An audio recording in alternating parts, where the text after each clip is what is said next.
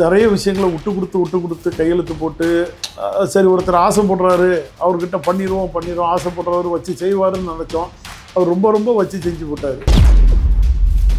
பிரிந்தவர்கள் ஒன்று சேர்ந்துட்டோம், கட்சி தான் உயிர் மூச்சு அப்படின்னு எஸ்பி வேலுமணி சொல்றாரு. இப்போ இதே இடத்துல அம்மாவா இருந்ததுனால உங்களை அத்தனை வரையும் கட்சியை விட்டு அடிப்படை உறுப்பினர்லேருந்து அன்னைக்கே நீக்கியிருப்பாங்க. எதிர்த்து வாக்களிக்க முடியுமா? கட்சிக்கு புதுசாக ஒரு சின்னமாக வந்திருக்காங்க போல தோணுது. அந்த சின்னமாக தான் போய் டெல்லியெலாம் போய் பேசிட்டு வந்துட்டாங்க. நீங்க சொல்ற சின்னம்மா யாரு? போக தெரியும் நினைக்கிறேன். இன்னும் மேல இருக்கிறவர் தான் பாத்துக்கிறாரு அதிமுகவை. மேல இருக்கிறவர் பார்த்து தானே திமுகவும் அதிமுக இணைஞ்சு எடப்பாடி பழனிசாமி முதல்வராக்கு திட்டம் போடுக்கன்னு மேல இருக்கிறவர் சொல்லிட்டாரு. நான் பார்த்துக்கிட்டேன்னு சொல்லி தானே எடப்பாடி பழனிசாமி அந்த வேலையை செஞ்சாரு. கட்சிக்குள்ள இப்பதான் புதுசா சேர்ந்து ஒரு சட்டமன்ற உறுப்பினர் ஆன அவருக்கு வந்து எடப்பாடி பழனிசாமி வேலுமணியை தாண்டி ஒரு அதிகாரம் இருக்குன்னு பாக்குறீங்களா? இப்ப வேலுமணி ஏன் சரண்டர் ஆறாரு? சிவி சண்முகத்தை விட்டுட்டு போய் ஏன் வேலுமணி சரண்டர் ஆறாரு? விஜயபாஸ்கர் எதுக்காக இன்னொரு திட்டத்தை போட்டுட்டு உட்கார்ந்துட்டு இருக்காரு? இந்த 21 பேருக்கும் இடைத்தேர்தல் வருமா? திரும்ப அதிமுக உறுப்பினரா சந்திக்க போறாங்களா, இல்ல தாவைக்கால போய் சேர்ந்து சந்திப்போன்னு நினைப்பாங்களா? 10 டிக்கெட் இந்த பக்கம் போகும். எனக்கு தெரிஞ்ச நிறைய நட்போட்டாரத்தில் நானும் பேசிட்டு இருக்கேன். என்னையே இழுக்கிறாங்க. வாங்க தாவேக்கா போயிருவோம். என்ன தாவேக்காவுக்கு போறீங்களா நீங்க? ஓபிஎஸ் தான் எங்களை விட்டுட்டு தெருவில் விட்டுட்டு போயிட்டாரா?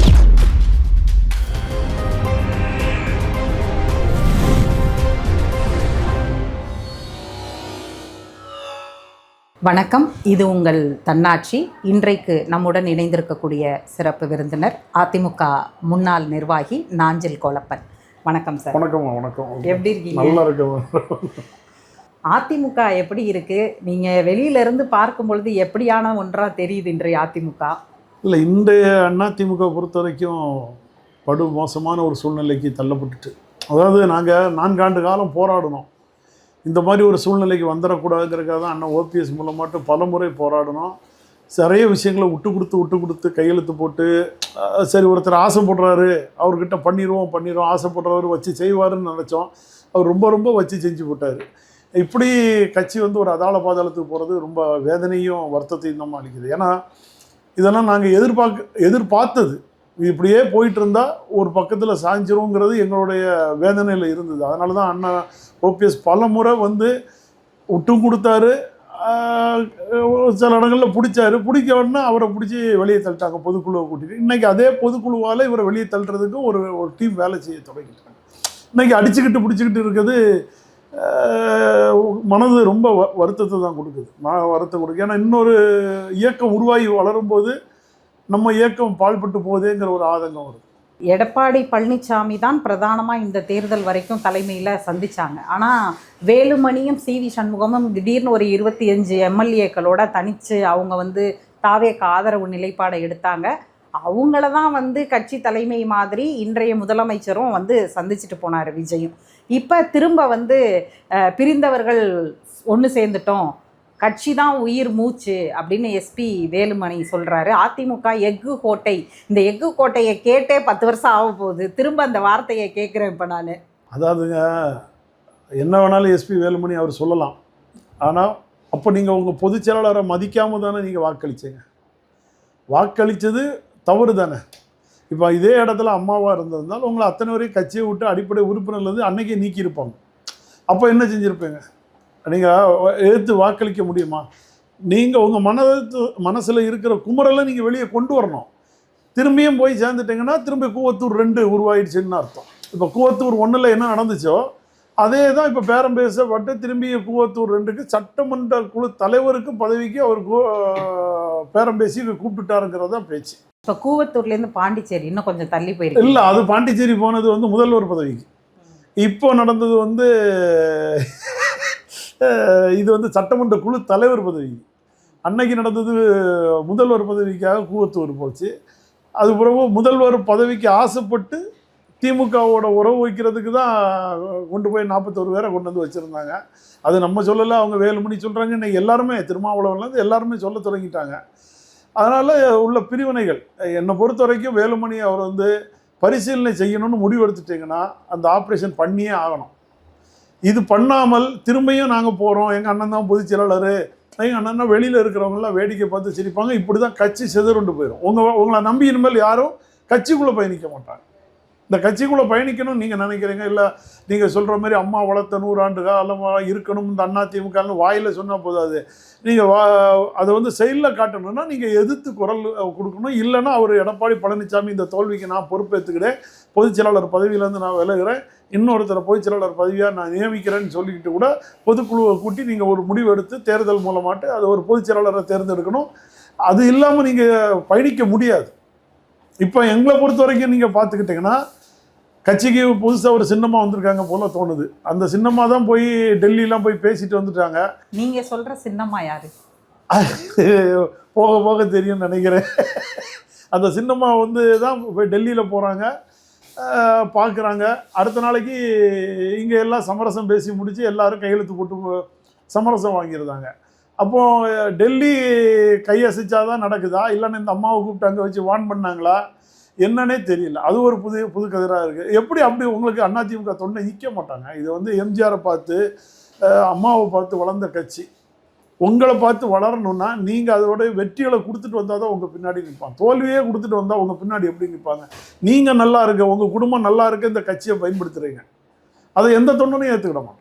இல்லை, நீங்கள் சொல்கிறது மாதிரி இன்னும் டெல்லியை பார்த்து தானா, இன்னும் மேலே இருக்கிறவர் தான் பார்த்துக்கிறாரு அதிமுகவை. மேலே இருக்கிறவர் பார்த்து தானே திமுகவும் அதிமுக இணைஞ்சி எடப்பாடி பழனிசாமி முதல்வராக திட்டம் போடுக்கன்னு மேலே இருக்கிறவர் சொல்லிட்டாரு, நான் பார்த்துக்கிட்டேன்னு சொல்லி தானே எடப்பாடி பழனிசாமி அந்த வேலையை செஞ்சார். அதுக்கு யார் எந்த சின்னமாக உதவி பண்ணாங்கன்னு தெரியலையே. ஏன்னா நீங்கள் பிரிஞ்சு போகிறாங்க, 30 பேர் தனியாக வந்துட்டாங்க, 17 பேர் தனியாக இருந்தாங்க. நீங்கள் பார்த்தீங்கன்னா அடுத்தது 5 டிக்கெட் இங்கே போச்சு, 25 இருந்து அடுத்த நாளே பார்த்தா 2 தொடங்கி வச்ச சிவி சண்முகம் தனியாக நிற்காரு, மிச்சம் எல்லாரும் கையெழுத்து போட்டு போயிட்டேங்கிறாங்க. அப்போ ஆச்சரியமாக தானே இருக்குது. அதுவும் அந்த அம்மா சபாநாயகர் பக்கத்துலேயே உட்காந்துருந்து கையை காட்டி முடிங்க நீங்கள் யாரும் பேசாதீங்க ஆனால் சபாநாயகர் பக்கத்துலேயே சேரை போட்டு உட்காந்துருந்து பேசுகிறாங்கன்னா அப்போ டெல்லி மேலிடம் வந்து ஏதாவது சொல்லாமல் இருந்திருக்கா? எல்லாம் பிரச்சனையை முடிச்சு வைன்னு சொல்லி விட்டுருப்பாங்க. உன்னால தான் இந்த பிரச்சனை நடக்குது, நீ முடிச்சு வைக்கிறாங்களா, இல்லைன்னா நீயே முடிச்சு வை, உன்னை நான் பொதுச் செயலாளர் ஆக்குறேன்னு சொல்கிறாங்களான்னு தெரியல. இந்த கட்சிக்கு யாரை பொதுச் செயலாளராக பார்க்க போகிறாங்கன்னு நினைக்கிறீங்க? அதுதான் நான் முடிவு எடுக்கிறேன். இப்போ பணம் இருக்கிறவங்க கையில் பொதுச் செயலாளர், அன்னைக்கு எடப்பாடி கையில் பணம் இருந்தது, நிர்வாகியை விலை கொடுத்து வாங்கிட்டு வந்துட்டாரு. இன்னைக்கு அடுத்தது பணம் யார் செலவு பண்ணி கொடுத்துருக்காங்கன்னு பலதரப்பட்ட பேச்சுகள் உடச்சி பேசுவோம். டெல்லிக்கு போன சின்னம்மா அப்படின்னு நீங்கள் குறிப்பிடுறது, நான் புகைப்படங்கள் அடிப்படையில், செய்திகளுக்கு ஆதாரங்கள் அடிப்படையில் பார்த்தா நிதியமைச்சரை போய் லால்குடி சட்டமன்ற உறுப்பினர் லீமா ரோஸ் சந்தித்தார்.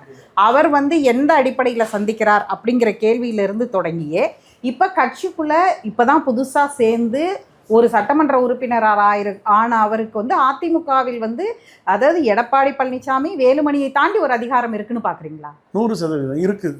இல்லாமல் நீங்கள் அவங்கள மட்டும் கட்சி விட்டு நீக்கினாங்களா? கட்சி பதவியை பறிச்சாங்களா? எடப்பாடி பழனிசாமியால் அந்த அம்மா தானே எல்லாம் ஆதரவு கொடுத்தது, அந்த அம்மாவும் சேர்ந்தானோ நின்னாங்க. அந்த அம்மாவோட பதவியாக மாநில பதவி பறிக்கலை, மற்றவங்க பதவியெல்லாம் பறிச்சாங்களே. அப்புறம் நேற்று அந்த அம்மா போய் நீங்கள் சொல்கிற மாதிரியே நிதியமைச்சரை பார்க்குறாங்க. பார்த்துக்கிட்டு வந்த உடனே அடுத்த நாள் இந்த சபையெல்லாம் மூடி போச்சேன். அப்போ நீங்கள் பாருங்கள், மேலே இருக்கிற அழுத்தம் இப்போ எதுவுமே செய்யாத விஜயோட காங்கிரஸோட கைகோத்து இருக்குது. நமக்கு அடுத்தது திமுக அதிமுக பாஜக கூட்டணி வைக்கணும், அதனால் உடைச்சிடாதீங்க, அப்படியே கொண்டு போங்கன்னு ஏதோ அறிவுரை கொடுத்துருப்பாங்க. இல்லை அந்த அம்மாவுக்கு வேறு ஏதாவது இன்ஸ்ட்ரக்ஷன் நிதியமைச்சர் மூலமாக கொடுத்துருப்பாங்க. திருச்சிக்காரங்க, அந்த அம்மாவும் திருச்சிக்காரங்க, ஏதோ ஒன்று உள்ள வேலை நடந்திருக்கும். அப்படியே நம்ம ஏன் வியூகம் பண்ண முடியாது? பண்ணலாமே. இப்போவும் பாஜக கையில் தான் எடப்பாடி பழனிசாமி இருக்காங்க. இப்போ வேலுமணி ஏன் சரண்டர் ஆகிறாரு? சிவி சண்முகத்தை விட்டுட்டு போய் ஏன் வேலுமணி சரண்டர் ஆகிறாரு? விஜயபாஸ்கர் எதுக்காக இன்னொரு திட்டத்தை போட்டுட்டு உட்கார்ந்துட்டு இருக்காரு? விஜயபாஸ்கருடைய திட்டம் என்ன? இன்னைக்கு செய்தியாளர்களை சந்திக்கிறார், நான் மக்கள்கிட்ட கருத்து கேட்கணும், நான் நிறைய கருத்தை கேட்டு வச்சிருக்கேன்னு சொல்கிறார். இத்தனை ஆண்டுகளும் அதிமுகவில் இருந்தார். அதிமுகவில் இருந்தாலும் விராலிமலையினாலே விஜயபாஸ்கருங்கிற அளவுக்கு அவர் தொகுதியில் அவர் சில நலத்திட்டங்களை செய்து அது மாதிரி வச்சிருக்கிறார், அவர் கையில் வச்சிருக்கிறார். ஆனால் பத்திரிக்கையாளர்கள் கேள்வியே கொஞ்சம் புதுமையாக தான் இருக்குது. நீங்கள் தனியாளாக எவ்வளவு நாள் இருப்பீங்கிற கேள்வியில் தொடங்கி ஒரு பத்திரிக்கையாளராக நான் பகுப்பாய்வு செய்கிறேன். அதையும் அங்கேருந்து தொடங்கி நான் வந்து கருத்து கேட்குறேன் யாருக்கிட்ட கருத்து கேட்பதாக விஜயபாஸ்கர் சொல்கிறார். விஜயபாஸ்கரின் திட்டம் என்ன? இல்லை, விஜயபாஸ்கர் வந்து அவர் பேரில் வழக்கு வந்து நெருங்கிருச்சு. குட்கா வழக்கு அதுன்னு போட்டு திமுக போட்டு நெருக்கி கையில் வச்சு அவரை வச்சே வேலை பார்த்தாங்க. அவர் திமுகவின் பி டீமாக எப்பவுமே செயல்பட்டாங்க. இதில் இருக்கிறவங்க யாரையுமே நான் இது பண்ணலை. அதில் எங்கள் அண்ணன் ஓபிஎஸும் இருக்கார். திமுகவோட செயல்பட்டு அந்த 5 ஆண்டு காலம் பயணித்தவரெல்லாம் அண்ணன் ஓபிஎஸ் இருக்கார். நான் எனக்கு விஷயம் தெரிஞ்சிருச்சு, அதனால் நான் சொல்கிறேன். பலதரப்பட்ட விஷயங்கள் எனக்கு தெரிஞ்சுக்கும் போது ஓஹோ அண்ணனும் இப்படி தான் இருந்திருக்காரு, இவங்களும் இப்படி தான் இருந்திருக்காங்க, மொத்த டீமுமே அப்படி பி டீமாக தான் இருந்திருக்காங்க. அதனால தான் இந்த கழிஞ்ச 5 ஆண்டு காலம் இவங்க மேலே எந்த நடவடிக்கை எடுக்காமல் அண்ணன் ஸ்டாலின் அப்படி ஃப்ரீயாக விட்டார். போங்க நம்ம பசங்க நம்ம பண்ணிக்க போன்னு சொல்லி விட்டுட்டாரு. இது எதிர்பார்க்காத அடி தாவேக்கா விஜய் அவர்களோட வரவு. இது 2 பேருமே எதிர்பார்க்கல. அதனால தான் 2 பேரும் கை கோத்துருவோமான்னு முடிவு எடுத்தாங்க. இந்த சூழ்நிலையில் விஜயபாஸ்கருக்கு மேலே களத்தில் அந்த குட்கா வழக்குகள் எல்லாம் நிலுவையில் இருக்குது. 100% விஜய் காப்பாற்ற மாட்டார். எங்களுக்கு தெரிஞ்ச வரைக்கும் அவர் காப்பாற்ற மாட்டார். அந்த ஒரு சூழ்நிலை வந்தால் அங்கே போய் மாட்டிக்கிட்டா, இப்போ அவரோட கட்சியில் இணைஞ்சிக்கிட்டா நாளைக்கு ஏதாவது ஒரு கருணை காட்டுவாராங்கிறது அவரோட எண்ணம். அவர் வேலுமணி நீங்கள் இதில் முக்கியமாக பிரச்சனை பண்ணுறவங்களுக்கு எல்லார் பேர்லேயும் பின்புலத்தில் வழக்கு இருக்குது, அவங்க எல்லாரும் இது பண்ணுறாங்க. ஆனால் அதை விஜய் செய்வாராங்கிறது நம்ம கேள்விக்குறி தான். ஏன்னா அவர் செய்யறதுக்கோ இல்லை அதில் காப்பாற்றுறதுக்கோ அவர் வரமாட்டார். வந்தால் அவருடைய அரசியல் அடிபட்டு போயிடும். இப்போ இவங்க கூட இருந்தால் பல சிக்கல்களையும் உருவாக்குவாங்க. இப்போ எடப்பாடி பழனிசாமி கூட பயணித்தாலும் அவர் அந்த வழக்குகளை கொண்டு வருவார். ஏதோ அந்த வழக்கில் இருக்கிற தாக்கத்தை கொஞ்சமாவது குறைக்க நம்ம ஸ்டேட் கவர்மெண்ட்டு தான் வேணும். ஈடியை மேலே நம்ம கை வச்சுக்கலாம், ஈடியே வராத அளவுக்கு பார்த்து கற்றுக்கலாம்.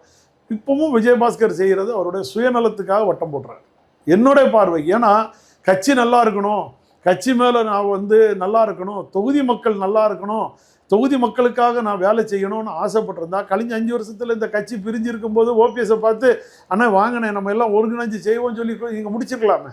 அப்பமெல்லாம் இல்லாத பாசம் இப்போ மட்டும் எங்கேருந்து வந்தது? இப்போ மட்டும் தொகுதி மக்கள் மேலே என்ன உணர்வு வந்தது? நீங்கள் சிந்திக்கணும்ல. அப்போ மட்டும் என்ன இருந்தது? 5 ஆண்டு காலம் திமுக தானே ஆட்சியில் இருந்தது, அண்ணா திமுக ஆட்சிக்கு வரலையே. இப்போ அடுத்த 5 வருஷம் தாவேக்கா வந்துருச்சு. இன்னும் 5 வருஷம் தாவேக்கா போயிடுச்சுன்னா கட்சியை காப்பாற்ற முடியாது. இவங்க எல்லாரும் அண்ணா திமுக நிற்க முடியாது. அதனால் முன்னக்கூட்டியே சீட்டு போடுறாங்க. ஆனால் அங்கே எனக்கு தெரிஞ்ச வரைக்கும் இவங்களை போல் உள்ள ஆட்களை எடுத்து ஏற்கனவே எம்எல்ஏக்கள்லாம் நிறைய வரிசையில் நிற்கிறாங்க. அங்கே எல்லாம் ஃபுட்பாலில் தொங்கிட்டு இருக்காங்கிறதெல்லாம் நான் அறிஞ்ச கேள்வி விஷயங்கள்லாம். பனையூர் பஸ் ஃபுட்பாலில் எல்லாமே சீட் இல்லாமல் ஃபுட்பாலில் இருக்காங்க. அங்கே இருக்கிறவங்க உழைச்சவனுக்கு முக்கியத்துவம் கொடுப்பாரா, இவங்களுக்கு போனவொன்னே முன்னுரிமை கொடுப்பாராங்கிறது கேள்விப்படுது. ஏன்னா நான் பார்த்த விஜய் அவர்களை பொறுத்த வரைக்கும் நான் பார்த்ததில்ல. செங்கோட்டையன் அவ்வளோ பெரிய ஒரு ஆளுமை மிக்க ஒரு தலைவராக இருந்தவர், அமைச்சராக இருந்தவர். அவர் தொகுதியில் விஜய் வந்திருக்கும்போது ஒரு செங்கோல் கொடுக்குறாரு. அந்த செங்கோலை வாங்கிட்டு கூட தன்னுடைய மாவட்ட செயலாளரை கூப்பிட்டு நின்று பிடிக்க சொல்கிறார். எம்ஜிஆர் எப்படி எம்ஜிஆர் மன்றத்தில் புரட்சி தலைவி அம்மா செங்கோல் கொடுத்த பிறகும் அந்த மன்ற தலைவரை கூப்பிட்டு பக்கத்தில் நின்று வேஷ்டியை கட்டிட்டு செங்கோலை பிடி நீயும் பிடின்னு சொல்லி பிடிக்க சொன்னது போல் அவர் செங்கோட்டனை நான் கூட்டிகிட்டு வந்தால் கூட ஒன்றை நான் விடமாட்டேன்னு சொல்கிறது அர்த்தம். இன்னைக்கு புஷி ஆனந்த் கூட அந்த வார்த்தையை சொல்லியிருக்காங்க. இப்போ மாற்றுக் கட்சியிலேருந்துலாம் வராங்க, பெரிய பெரிய தலைவர்லாம் வராங்கன்னு யாரும் பயந்துறாங்க. உங்களோட அங்கீகாரம் எங்கேயும் குறைப்படாது, உழைத்தவர்களோட அங்கீகாரம். ஏன்னா அங்கே உழைச்சவன் அவங்க தான். அடிமட்டமாக ரசிகர் மட்டமாக இருந்து தொண்டனாக வந்தவர்கள் அது உழைச்சவன் அவங்க தான். எம்ஜிஆர் போல் அவர் விடமாட்டாருன்னு நம்பிக்கை. இவங்க எல்லாம் மழைக்கும் வெயிலுக்கும் ஒதுங்குற மாதிரி தான் போவாங்க. உழைக்கிறவருக்கு தான் முன்னுரிமை கொடுப்பாருங்கிறது என்னுடைய கருத்து. ஒரு பக்கம் பார்த்தீங்கன்னா சபாநாயகர்கிட்ட முதல்ல ஒரு கடிதம் கொடுத்தாங்க. அந்த ஆதரித்து ஓட்டு போட்டவங்கெல்லாம் அந்த 25 பேர் வேலுமணி தலைமையில் நேற்று போய் திரும்ப பெற்றுக்கிட்டாங்க. நாங்கள் ஒன்றாயிட்டோம், எதிர்கட்சி எங்களுக்கு கட்சி அதிமுகவுடைய சட்டமன்ற கட்சி குழு தலைவராக எடப்பாடியவும் கொறடாவா அக்ரி கிருஷ்ணமூர்த்தின்னு சொல்லி அவங்க ஒரு முடிவுக்கு வர்றாங்க. இவர் மேலே கட்சி ரீதியாக எடுத்த நடவடிக்கையும் திரும்பி பெறுறாங்க. அதாவது அன்றைக்கி ஓட்டு போட்டது நாளைக்கு பிரச்சனை ஆகுவதற்கான முறையீடு பண்ணியிருந்த மனுக்களையும் திரும்ப வாங்கிட்டாங்க சபாநாயகர்கிட்ட. இவ்வளவு குழப்பம் ஒரு மாதம் திரும்ப வாங்கல, நாங்க வாபஸ் கடிதத்தை பெற்றுக்கொள்கிறோம். இன்னொரு கடிதம் கொடுத்திருக்காங்க. அதான் வாபஸ் பெறறதா ஒரு கடிதத்தை கொடுத்திருக்காங்க. ஏற்கனவே இருக்கிறதுக்கு அவங்க ஆக்ஷன் எடுப்பாங்களா அப்படிங்கிறதும் இல்ல இந்த புதுசா கொடுத்திருக்கிற கடிதத்துக்கு சேர்த்துப்பாங்களா கணக்குல எடுத்துப்பாங்களாங்கிறதும் அது சபாநாயகருடைய அதிகாரத்திற்கு உட்பட்டது. ஆனா வேலுமணி மோடியுடைய நெருக்கமாக இருந்தவர், பிரதமர் மோடியின் நெருக்கத்தில் இருந்தவர் அப்படின்னு சொல்லப்பட்டுக்கிட்டே இருந்துச்சு. அவரே இப்படி இபிஎஸ்ஸை விட்டு போன பிறகும் திரும்ப இபிஎஸ் தான் பொதுச் செயலாளர், அவர் தான் எங்களுக்கு எல்லாம் அப்படின்னு வர்றாரு. அப்படின்னா இன்னும் இபிஎஸ் கிட்ட தான் நீங்கள் சொல்கிறாலும் தோல்விக்கு பிறகும் இபிஎஸ் கிட்ட தான் கட்சி கிரிப்பு இருக்குது. அதனால தான் போய் இவங்களையே வச்சு சட்டமன்ற குழு தலைவர்னு சொல்ல வைக்கிறாங்கன்றது இருக்குல்ல.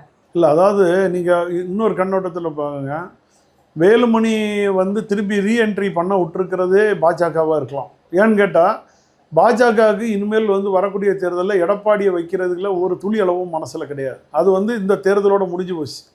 அது எப்படின்னா, ஓபிஎஸ் அண்ணன் கடைசியாக போய் பார்க்க போகும்போது அமித்ஷா சொன்ன வார்த்தையே, இந்த 2026 எடப்பாடியோட செல்வாக்கை பார்த்துட்டு நாங்கள் சொல்லிட்டோம் கேட்கல, அதோட எடப்பாடியை தூக்கி மாற்றிடுவோங்கிறது தான் இது. வழக்குகள் எல்லாம் தேர்தல் ஆணையத்தில் பொதுச் செயலாளர் வழக்குகள்லாம் நிலுவையில் இருக்குது. கீழாமை நீதிமன்றத்தில் வழக்கு இருக்குது. வழக்கு போட்டவர் தான் மாறி இருக்கலாமே ஒழிய, கட்சி மாறி இருக்கலாமே ஒழிய, வழக்கு நிலுவையில் இருக்குது. அதை எப்போ வேணாலும் ரீஸ்டார்ட் பண்ணுவாங்க. பாஜக நினச்சா இன்னொரு ஆளை உள்ளே போட்டு அந்த வழக்கை தூக்கி கொண்டு வரதுக்கும் அஃபிடவிட் போடுவாங்கங்கிறது நம்ம நினச்சது. தேர்தல் ஆணையத்தில் 4 பேர் மனு கொடுத்துருக்காங்க, புகழேந்தி போன்றவர்கள்லாம் போட்டு நிறைய கொடுத்து வச்சுருக்காங்க. இதெல்லாம் அவருக்கு களத்துக்கு மேலே இருக்கும்போது வேலுமணியை திரும்பி ரீசர்க்கிள் கொண்டு வரலாம், வேலுமணியை நம்ம கூட கொண்டு வந்து வச்சு பொதுச் செயலாளர் ஆக்கிடலாம்னது பாஜக போடுற திட்டம். ரெண்டாவது, இன்னும் அதுக்காகவே ஒன்று உங்கள்கிட்ட நான் கேட்குறேன்னா, இப்போ கவர்னருடைய கான்ஸ்டியூஷனும் சபாநாயகர் கான்ஸ்டியூஷனும் ஒன்று தானே? கவர்னர் இருக்கிற இடத்துல இருந்து பார்க்க வேண்டியவர் தானே சபாநாயகர் சட்டமன்றத்திலேருந்து பார்க்குறாரு. கவர்னர்கிட்ட நாங்கள் வந்து முதல்வர் பதவியை ராஜினாமா பண்ணிட்டோன்னு அண்ணன் ஓபிஎஸ் கொடுத்தார். 10 நாளையில் அதை என்ன பண்ணார், திரும்பி தந்துருங்க, நான் என்னுடைய அது இல்லாமல் கொண்டு வந்து லெட்ரு கொடுத்துட்டாங்க, நான் அந்த முதல்வர் பதவியை ராஜினாமா கிடையாது, நான் மறுப்பு ஏற்றுக்கிறேன்னு சொல்லி கொடுத்தாரு. வித்யாசாகர் என்ன சொன்னார், முடியாது, ஒரு தடவை கொடுத்தா கொடுத்தது தான், அதை நாங்கள் மறுக்க முடியாது சொன்னார். அதே கான்ஸ்டியூஷனில் சபாநாயகர் நீ வந்து வாக்களித்து எதிர்த்து வாக்களிச்சிட்டேன்னு நீ சொல்கிற, 25 பேர் மேலே நடவடிக்கை எடுன்னு 1க்கு 2 தடவை எனக்கு மனு கொடுத்துட்டேன், நான் வந்து அதில் ராஜினாமா பண்ணவங்கள தள்ளிக்கிட்டு பாக்கி உள்ளவங்க மேலே நான் நடவடிக்கை எடுக்கிறேன், நான் வந்து தகுதி நீக்கம் பண்ணுறேன்னு சொல்லிட்டா 25 தொகுதியும் 25ல் அந்த 3 தள்ளியாச்சுன்னா 4 தள்ளியாச்சுன்னா 21 தள்ளி வச்சுருவாருன்னு வைங்களா. செய்யறதுக்கு அவருக்கு ரைட்ஸ் இருக்கா இல்லையா? நீங்கள் அதுக்கப்புறம் நாங்கள் ஒன்றிச்சு போனது எடுத்ததெல்லாம் நீங்கள் நீதிமன்றத்தில் போய் பாருங்கன்னு தள்ளி விட்டுட்டா இந்த 21 காலியாக தான் இருக்கும் 2 ஆண்டு காலம். எப்படின்னா வழக்கு பிடிச்சி நீங்க சுப்ரீம் கோர்ட் வரைக்கும் போலாம். இல்ல, ஏற்கனவே 18 எம்எல்ஏக்கு நடந்தது. அந்த 18 எம்எல்ஏ 11 எம்எல்ஏ இடைத்தேர்தல் 2019 சினாரியோ திரும்ப அதுல 11 எம்எல்ஏ மட்டும் தான் எடப்பாடி பழனிசாமி ஒன்றும் செய்யாம விட்டுட்டாரு. 18 எம்எல்ஏக்கு என்ன நடந்துச்சோ அதே பிரச்சனையை நீ சுப்ரீம் கோர்ட் வரைக்கும் பார்த்துக்கிட்டு திரும்பி கவர்னர்கிட்டே தான் வரணும், சபாநாயகர்கிட்ட தான் வரணும். அது வரும்போது 2 வருஷம் முடிஞ்சிடும், 2029 தேர்தல் வந்துடும் உங்களுக்கு. இப்படியும் பாஜக ஒரு கூட்டி கழிச்சு கணக்கை போட்டு ஏதாவது ஒன்று வச்சுக்கிட்டு விஜய்க்கு ஒரு பின்பலம் ஆதரவு கூட இருக்கலாம்ங்கிறது என்னோட கணக்கு. ஏன்னா விஜய் நினைச்சா இப்போதைக்கு இவங்கள்ட்ட 6 மாசத்துக்கு தொங்க விட்டாங்க. இப்போ லட்டு போல கையில் கண்ணா லட்டுதுக்கு ஆசையான மாதிரி லட்டு போல 21 பேருடைய தகுதி நீக்கத்தை சபாநாயகர் கையில் வச்சிருக்கிறாரு.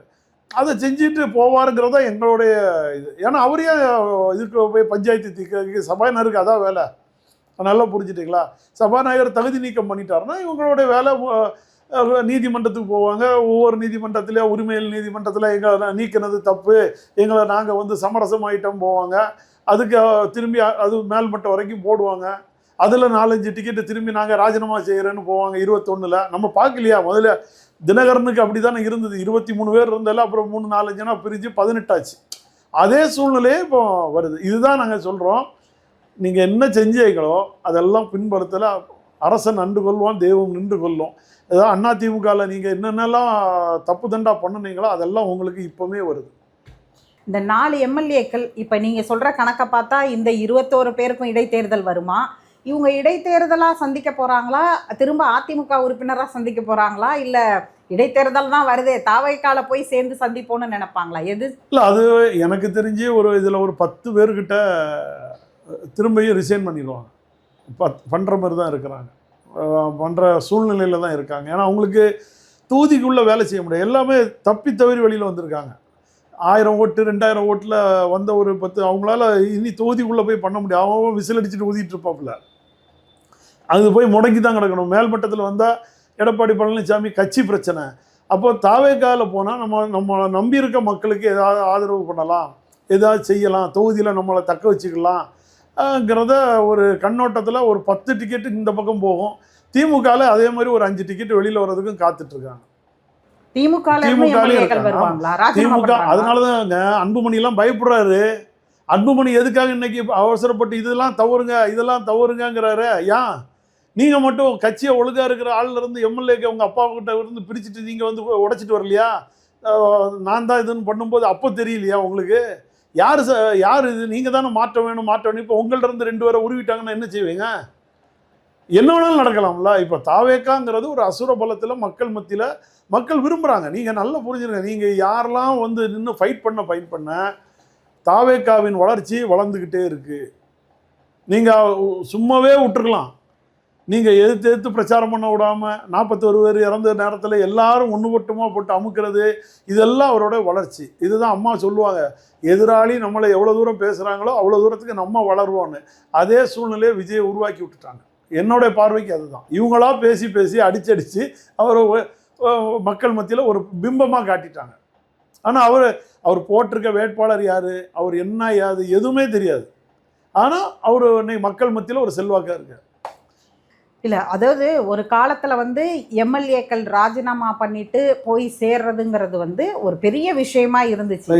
இன்னைக்கு வந்து பார்த்தா அதற்குள்ள வந்து அறச்சீற்றம் ரீதியாக அறம் சார்ந்து பேசுறதுங்கிறது ஒன்று, இன்னொன்று சட்ட ரீதியாக பேசுறதுங்கிறது ஒன்று, இன்னொன்று அந்த மக்கள் வந்து உங்களுக்கு வாக்களித்ததை நீங்கள் ஒரே மாதத்தில் ராஜினாமா பண்ணிட்டு உங்கள் சொந்த சாதக பாதக நலன்களுக்காக நீங்கள் ஒரு முடிவை எடுக்கிறீங்க அப்படின்னு தானே பார்ப்பாங்க. திரும்பி இதே வேட்பாளர்கள் தாவேக்கா துண்டை போட்டுக்கிட்டு போய் நின்னா மட்டும் அந்த மக்கள் எப்படி ஏற்றுப்பாங்களா? மக்கள் அதை தான் வரவேற்கிறாங்களே.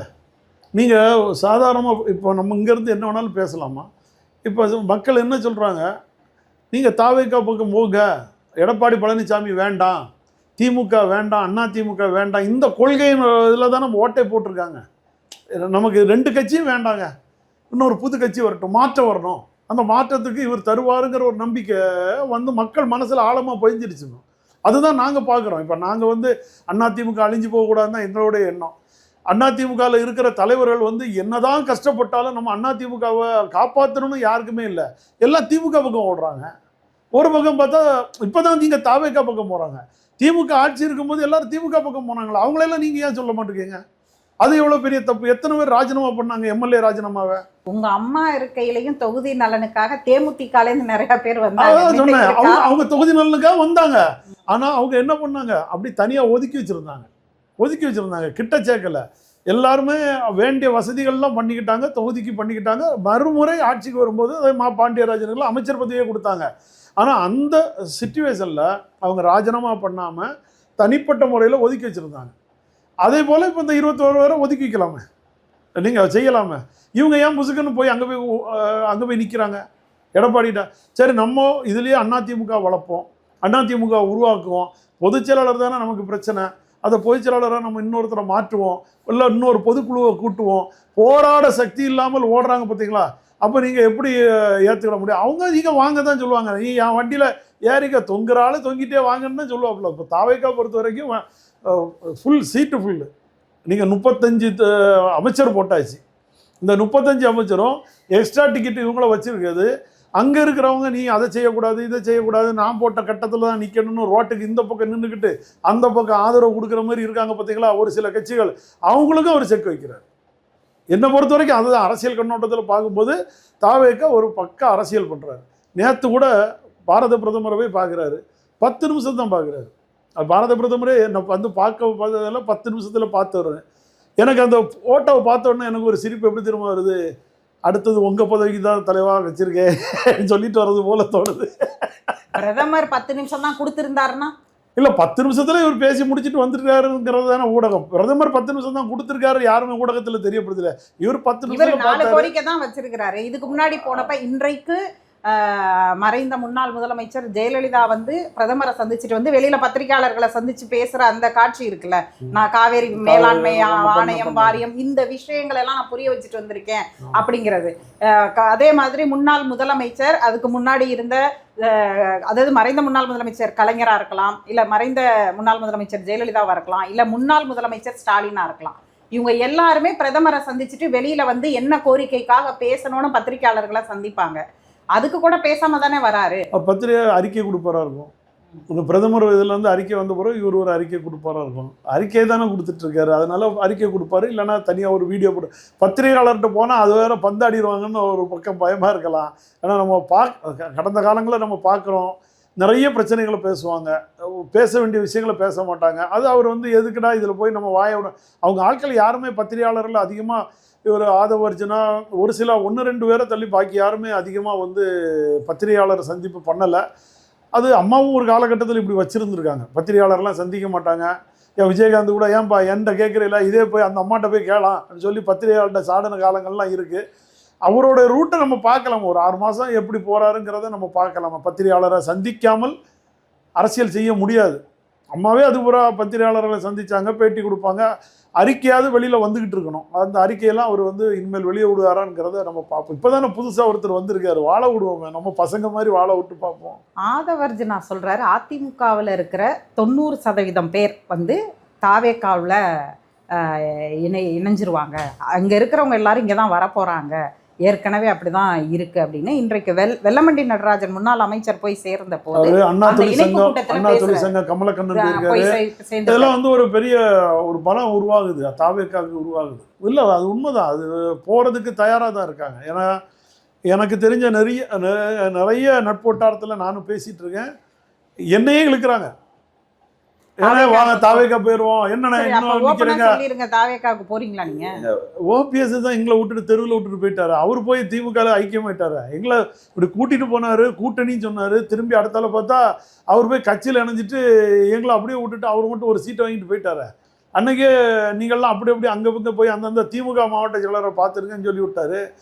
நான் கண்ணை கட்டி நிற்கிறோம், எப்படிமா போய் பார்க்க முடியும்? 45 வருஷம் அந்த திமுகவில் இருக்கிற அடிமட்டத்துக்காரன்ட்ட நாங்கள் சண்டை போட்டு எதிர்முதிரமாக இருந்தவனை போய் நீங்கள் போய் பாருங்கள். இப்போ என் மாவட்டத்தில் என் மாவட்ட செயலர் என் சொந்தக்காரன் திமுக மாவட்ட செயலர் அரவணைச்சிக்கலாம். ஆனால் கீழே இருக்கிறவன் எனக்கு கீழே இருந்தவங்க அவங்களெல்லாம் நான் எப்படி கொண்டு போக முடியும்? அந்த வார்டு அதனால 2 கையெடுத்து கும்பிட்டு தேர்தலுக்கு முன்பே நான் வந்து அண்ணா நான் இந்த உங்க கூட நீங்க சொன்னது மாதிரி சண்டை போட்டிருந்தா ஓபிஎஸ் ஜெயிக்க வச்சிருக்கவே மாட்டாங்களே. இரட்டை இலைக்காக போராடினவர், அதுவும் அந்த அம்மாவுடைய விசுவாசியா இருந்தவர்னு நினைச்சிருந்தாங்கன்னா அவரை தோற்கடிச்சிருப்பாங்களா? ஆனா தேனி எத்தனை ஓட்டுல ஜெயிச்சாரு? வெறும் 4000 ஓட்டுல தட்டி தருவு, 23,000 ஓட்டுல வெற்றி பெற்றவர், 12,000 ஓட்டு வெற்றி பெற்றவர்.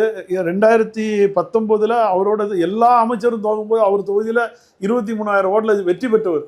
அப்போ ஆளுங்கட்சியாக இருக்கும்போது எடப்பாடி வரைக்கும் தோல்வி. அப்படிப்பட்டவர் தட்டு மாதிரி ஒரு விசில் சின்னத்துக்கு பின்னாடி 3000 ஓட்டு 100 ஓட்டு பின்தங்கிய நிலைமையிலே வந்து கடைசியில் 3000-4000 ஓட்டில் ஜெயிச்சார். அவரோட வழி அவருக்கு தான் தெரியும். இப்போ போய் உட்கார்ந்துருக்க ஒரு எம்எல்ஏ 3 முறை முதல்வராக இருந்தவர், இன்னைக்கு போய் திமுகவில் போய் ஒரு முன்னாள் முதல்வர் கூட கிடையாது, சொல்ல முடியாது. அங்கே யாருக்குன்னு இன்னொரு முன்னாள் முதல்வர் இருக்கார். இவரோட புரோட்டோகால் கார் கூட உள்ளே போகாது, இவர் வெறும் எம்எல்ஏ போய் உட்காரணும். அவரோட வேதனை இப்போ தான் அவருக்கு பிடிக்குது. கூடால உள்ளவனெல்லாம் கலத்தி விட்டுட்டு போயிட்டோம்னு அந்த வேதனையில் தான் இருக்கார்.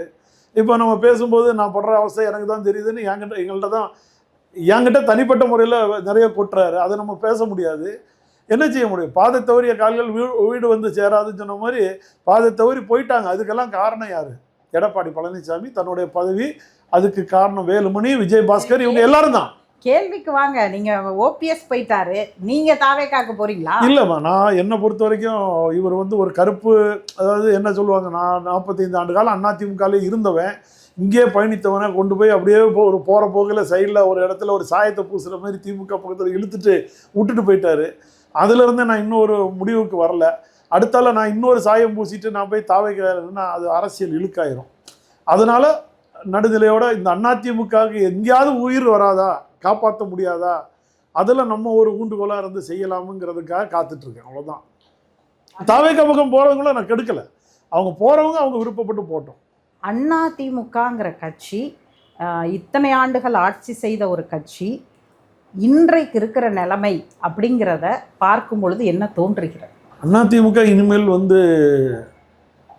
வளருமா, அதாவது இனிமேல் அந்த ஆட்சி கட்டில் வந்து உட்காருமாங்கிறது மிகப்பெரிய சந்தேகம். ஏன்னா ஏற்கனவே அந்த அதிமுகவை பாதிக்கு மேலே பாஜக சாப்பிட்டு மிச்ச மீதி இருக்கிறத தாவேக்கா சாப்பிட்டுருக்கு. இந்த தலைவர்கள் நாங்கள் தான் இருக்கிறோம், இவங்க தான் இருக்கிறோன்னு சொல்லிக்கிட்டு தொண்டர்கள் எல்லாம் தலைவர்கள் ஆகிட்டாங்க. இப்போ இங்கே இருக்கிறவங்களாம் தொண்டர்களாக இருந்தாங்க அம்மா காலத்துலேயும் தலைவர் காலத்துலேயும், இவங்கெல்லாம் இப்போ தலைவர்கள் ஆகிட்டாங்க, எல்லாருமே தலைவர் ஆகிட்டாங்க. இந்த தலைவர்களால் இந்த வண்டியை இந்த தேரை இழுத்து கொண்டு போக முடியுமாங்கிறது பெரிய கேள்விக்குறி தான். ஏன்னா இப்போ நாங்கள்லாம் ஒரு 60 வயசு அந்த ஏஜத்தோடு தொட்டுட்டோம். எங்களுடைய அடுத்த ஜென்ரேஷன் வந்து அதிமுகவை இழுக்கிறதுக்கு வராது, ஒழிய தாவேக்காவை இழுக்க போயிடும். ஏன்னா அவர் நீங்கள் சொல்கிறது வந்து எல்லாமே ஒரு நடிகர், ஒரு பிம்பம். இந்த நடிகர் செஞ்சால் நல்லா இருக்குங்கிறது சினிமாவில் பார்த்து பார்த்து தான் நாங்களும் எம்ஜிஆரையும் அம்மாவையும் பார்த்து வந்தோம். அம்மாவை நாங்கள் சினிமாவில் இதோட எம்ஜிஆரை பார்த்து பார்த்து நாங்கள் வந்தவங்க. அதுபோல் இன்றைக்கி இருக்கிற ஒரு ஜென்ரேஷன் விஜய் நல்லது செய்வாரா, விஜய் சினிமாவில் இப்படிலாம் பண்ணார், அதனால் அந்த கண்ணோட்டத்தில் போகும்போது அந்த 60-70 வயசோட காலங்கள் முடிஞ்சு போகுது. ஆனால் அதிமுக அழியாதுன்னு ஒரு நெஞ்சில் இருக்குது. எங்கேயோ ஒரு இடத்துல புத்துசலாக அது வரும் வெளியிலங்கிறது ஒரு உணர்வில் இருக்கேன். காத்திருப்போம், அதுக்காக காத்துட்ருப்போங்கிறது காத்துட்ருப்பேன். சபாநாயகர் முன்னாடி இப்போ 2 கடிதம் இருக்குது. நீங்கள் சொன்ன அந்த 21 எம்எல்ஏக்களுக்கு தேர்தல் வருமா, இல்லை 21 எம்எல்ஏக்களை அமைதியாக திரும்ப வந்து அதிமுக எம்எல்ஏக்களாக சேர்த்துக்கிறதாங்கிறது வந்து சபாநாயகர் கையில் இருக்குது. சபாநாயகரும் ஒரு முன்னாள் அதிமுகக்காரர் ஜேசிடி பிரபாகரனும். நேற்று அந்த காட்சியை பார்க்கும்போதே அதிமுக காரங்கள்லாம் ஒன்றா நின்று, ஆனால் ஒரு பக்கம் அப்படி பார்க்குறதும், இன்னொன்று ஒன்றா நிற்க வேண்டியவங்களாம் இப்படி நேர் முக்கோணத்தில் நிற்கிறாங்களே அப்படிங்கிறதையும் பார்க்க வேண்டியதாக இருக்குது. அது இந்த இடத்துல இப்போ சபாநாயகர் முன்னாடி இருக்கக்கூடிய இந்த ஆயுதத்தை எந்த பக்கம் பயன்படுத்துவார்னு பார்க்குறேன். இல்லை, அண்ணன் ஜெயஸ்ரீ பிரபாகரன்னு வந்து ஒரு பெரிய வழக்கறிஞர் வேறு. அந்த அண்ணன் போட்ட வழக்குகள் எல்லாம் நிறைய விஷயங்களில் அவர் நிறைய கைட் பண்ணார் ஒரு டைமில். அதுமாதிரி தர்மயுத்தத்துலேயும் கூடால இருந்து நிறைய வியூகங்கள் அமைச்சவர். அந்த சின்னத்துக்கு கட்சியும் சின்னமும் நம்ம தேர்தல் ஆணையத்திலேருந்து எப்படி பெறணுங்கிறத வியூகம் போட்டு அன்னைக்கு உட்கார்ந்துருந்த அமைச்சவரில் ஜெயஸ்ரீ பிரபாகர் முக்கியமான ஆள் தர்மயுத்தத்தில். அதனால தான் அண்ணன்கிட்ட தான் அந்த கட்சியும் சின்னமும் வந்தது. மதுசூதன் வகையறால் அப்படி கொண்டு வர வச்சது எல்லாமே ஜெயஸ்ரீ பிரபாகர் இருந்தார். அவரும் இந்த கட்சியை ஒருங்கிணைக்கணும்னு ரொம்ப கஷ்டப்பட்டார். எம்ஜிஆர் உருவாக்கின கட்சி உருவாக்கணும்னு ரொம்ப கஷ்டப்பட்டார். அவரே ரோட்டில் போகிறவர்னு சொல்லி அவமானப்படுத்தினேன். இன்றைக்கி அந்த ரோட்டில் போகிறவர் சபாநாயகராக வந்து உட்கார்ந்துட்டு இருக்குது. அவரை சுற்றி எல்லாரும் எங்களை காப்பாற்றுங்கன்னு நிற்கிறது தான் என்னுடைய பார்வையில் தெரியுது. என்னை பொறுத்த வரைக்கும் இன்றைக்கி அவர் தாவேகா தலைவர் விஜய் அவர்கள் ஒரு பெரிய வாழ்க்கையை கொடுத்துருக்கார் ஜெயஸ்ரீ பிரபாகரனுக்கு. அந்த இயக்கத்துக்கு மேலே 100% அவர் வந்து கொள்கை பிடிப்போட இறங்கிடுவார். ஏன்னா அது எம்ஜிஆர் கற்றுக் கொடுத்தது. நம்ம எங்கே இருக்கோமோ அந்த இடத்துல விசுவாசமாக இருக்கணும். எனக்கு பார்க்குற பார்வைக்கு இந்த 21 பேர் 4 பேர் இது பண்ணனால 21 பேரையும் தகுதி நீக்கிறதுக்கு தான் பரிந்துரை பண்ணுவாருங்கிறது. முன்னால் இருக்கிற வழக்குகளை அது அப்பாவும் எப்படி இந்த 4 பேரை வச்சுக்கிட்டு இப்போ ஓபிஎஸ்ஸையும் இவங்க 4 பேரையும் நீக்க சொல்லி கொடுத்தாங்க. இந்த 4 பேரும் சட்டமன்றத்திலேயே வச்சு அப்பா ஒன்றும் செய்யலையா, சீட்டை மாற்றி எதிர்கட்சி துணைத் தலைவர்லேருந்து மாற்றி அப்போ வந்து ஒரு பொதுச் செயலாளர் கொடுத்தது தான் செல்லும் சொன்னால், அன்னைக்கு பொதுச் செயலாளராக ஒருங்கிணைப்பாளராக இருந்து ஓபிஎஸ் தான் கையெழுத்து போட்டு எதிர்கட்சி தலைவராக்குனதே எடப்பாடி பழனிசாமியா. அது அன்னைக்கு சபாநாயகர் அதை ஏற்றுக்கல, அதையும் நீங்கள் பார்க்கணும்ல. அப்போ இன்னைக்கு கொறடாவுக்குங்கிற ஒரு முக்கியத்துவம் நீங்கள் கொடுத்தீங்களா, அது பிரகாரம் நீங்கள் கொடுத்த லெட்ரு இதுதான் ஓகேன்னு சொன்னால் முதல்ல தகுதி நீக்கம் பண்ணிடுவார்.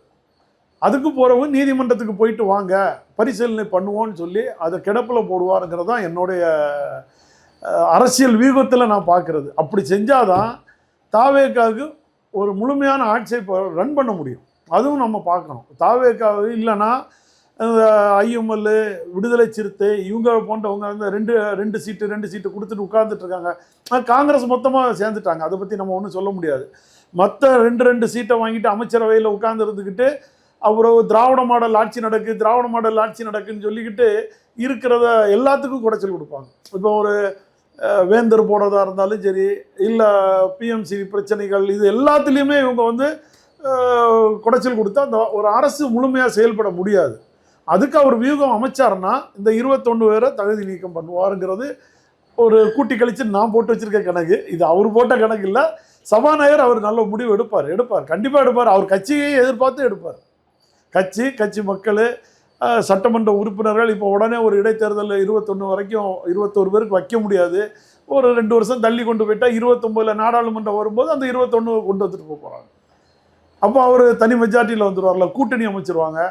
இப்போ விசிகா திமுக விட்டு ஒன்றே இங்கே வராங்களா, இல்லைன்னா ஒன்று இல்லை திமுக அங்கே போகிறாங்களா வந்து இந்த 2 ஆண்டுகளை அடுத்த தேர்தலில் நமக்கு எல்லாமே தெரிஞ்சிடும். அது வரைக்கும் இந்த 21 அவங்களுக்கு ஒரு ட்ரம்ப் கார்டு. எனக்கு தெரிஞ்ச வரைக்கும் அப்படி தான் வைப்பாங்க. வாய்ப்பாக போய் மாட்டியிருக்காங்க.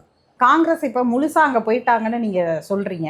இன்னொரு பக்கம் நீங்கள் சொல்கிற ஸ்டேட்மெண்ட் படியே நீங்கள் சொன்ன அந்த சோகால்டு சின்னமாங்கிற அவங்க பாஜக சொல்லி கொடுத்து தான் இப்போ திரும்ப போய் வேலுமணி சேர்ந்துருக்கிறாரு அப்படின்னும் சொல்கிறீங்க. காங்கிரஸ் அங்கே இருக்கிற இடத்துல பாஜக எப்படி தாவேகா கூட இந்த மாதிரியான உறவுகளை செய்ய முடியும்னு ஒரு கேள்வி இருக்கும்ல. பாஜக நினைச்சா உடைக்கிறது இன்னும் பெரிய விஷயமா? எத்தனை கட்சியை உடைப்பாங்க? இப்போ காங்கிரஸும் தாவேகாவும் உடைக்க முடியாது.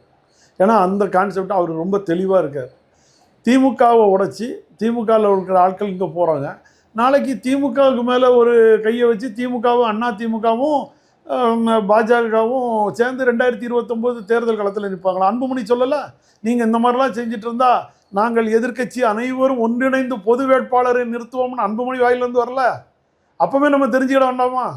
நீங்கள் அன்புமணி பாஜக எதிர்த்து பேசிடுவாரா? அவர் பேரில் என்ன வழக்கு இருக்குன்னு அவருக்கு தெரியும், மாம்பழ சின்னம் எப்படி கிடைச்சுன்னு அவருக்கு தெரியும். அப்போ அன்புமணி வாயிலிருந்து அந்த வார்த்தை வரும்போது நீங்கள் அதையும் கூட்டி பார்த்து தானே ஆகணும். அரசியல் வியூகத்தில் நீங்கள் பார்க்கும்போது லீமார்வசம்மா எதுக்கு போகிறாங்க, அன்புமணி எதுக்காக வாய்ஸ் கொடுக்குறாரு, வேலுமணி எதுக்காக ரிட்டர்ன் திரும்பி எங்கள் அண்ணன் பொதுச் செயலாளர்னு சொல்லிட்டு வர்றாரு, இதுக்கு எல்லாத்தையும் நீங்கள் கூட்டி கழித்து பார்த்தீங்கன்னா மேலே உள்ள பகவான் பாஜக தயாராக இருக்காங்க, அந்த வியூகத்தை அமைச்சிட்டு இருக்காங்க. நிகழ்ச்சியில் பங்கேற்ற கருத்துக்களை பகிர்ந்து கொண்டதற்கு நன்றி.